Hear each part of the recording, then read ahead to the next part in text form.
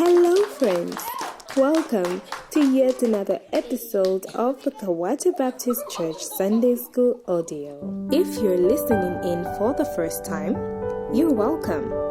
We've been looking at the characters around the cross. Last week, we looked at the Apostle Simon Peter, and today we look at Caiaphas, the high priest. Have you ever heard of a high priest? Well, let me fill you in. In the Bible, we learn and see that high priests were the most powerful Jewish leaders. They were more knowledgeable of the law, but not necessarily its application. The high priests were the only ones authorized to go before the presence of God in the temple to offer sacrifices for the forgiveness of sins. As a result, sometimes they would ask for more from the worshippers than that was required. We also note that they were the most respected in the Jewish community. That's a bit about who the high priests were in the Bible. But who was Caiaphas? Well, let's put the puzzles together. He was a high priest at the time of Jesus' ministry on earth. Caiaphas and Annas, who was Caiaphas' father-in-law, which we find in John chapter 18 to 13, with other priests were filled with envy because Jesus was drawing many crowds and performing miracles, and so they began to plot how they would kill Jesus. Sad, isn't it? Caiaphas was the one who made a very significant statement, which unknowingly to him at the time was the fulfillment of a greater plan by God to save his people from their sins. Caiaphas said that it would be better for all of them, meaning the Jews, that one man dies, who was Jesus, for the people, than that the whole nation should perish. From that moment, all the Jewish leaders were in agreement to kill Jesus at all costs. We see this in John chapter 11, 47 to 54. Let's read from it. So the chief priests and the Pharisees gathered the council and said, "What are we to do? For this man performs many signs. If we let him go on like this, everyone will believe in him. And the Romans will come out and take away both our place and our nation."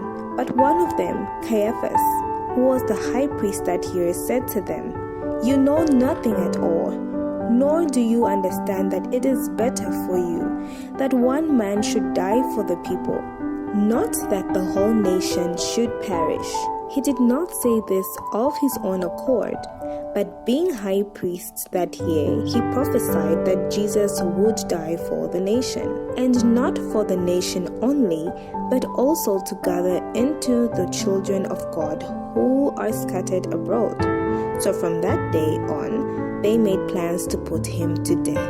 Let's turn our Bibles to John chapter 18, verse 19 to 24. It reads, "The high priest then questioned Jesus about his disciples and his teachings. Jesus answered him, 'I have spoken openly to the world. I have always taught in synagogues and in the temple where all Jews come together. I have said nothing in secret. Why do you ask me?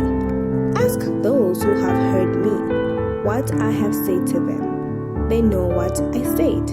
When he had heard these things, one of the officers standing by struck Jesus with his hand, saying, 'Is that how you answer the high priest?'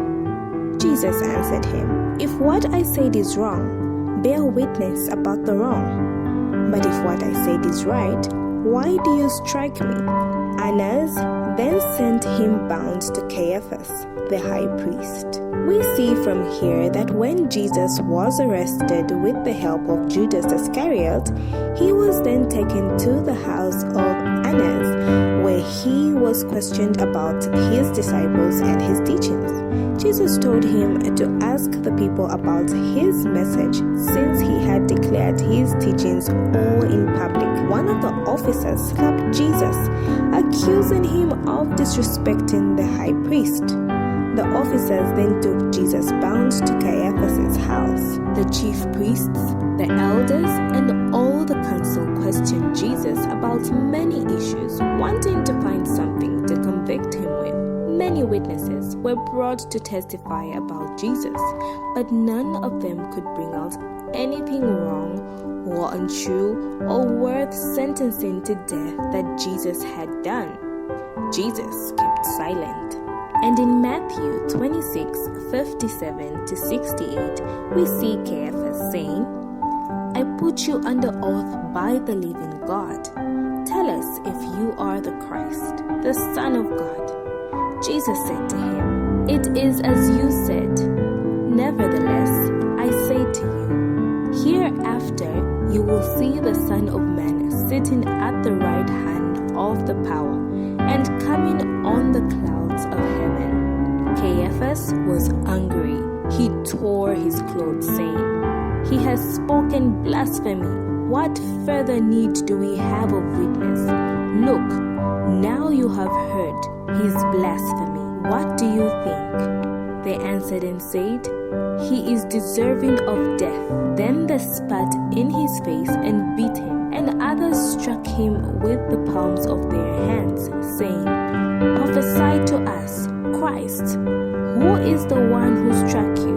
They tortured Jesus so badly, and later on in the morning handed him over to Pilate to be crucified. Well, friends, what do we then learn from this particular character around the cross?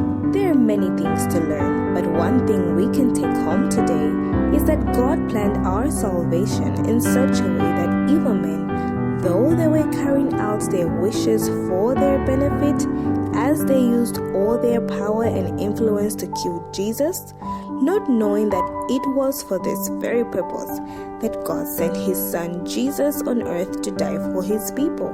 Caiaphas thought he was getting rid of completion, but he did not know that Jesus' death will bring about more followers of Christ than at the time. As we close today, I have a question for you. Are you a follower of Jesus? Thank you so much, dear friends, for tuning in today's episode of the Kawata Baptist Church Sunday School audio. Make sure to tune in next time as we look at a new character around the cross. From us, it's bye-bye and have a great day.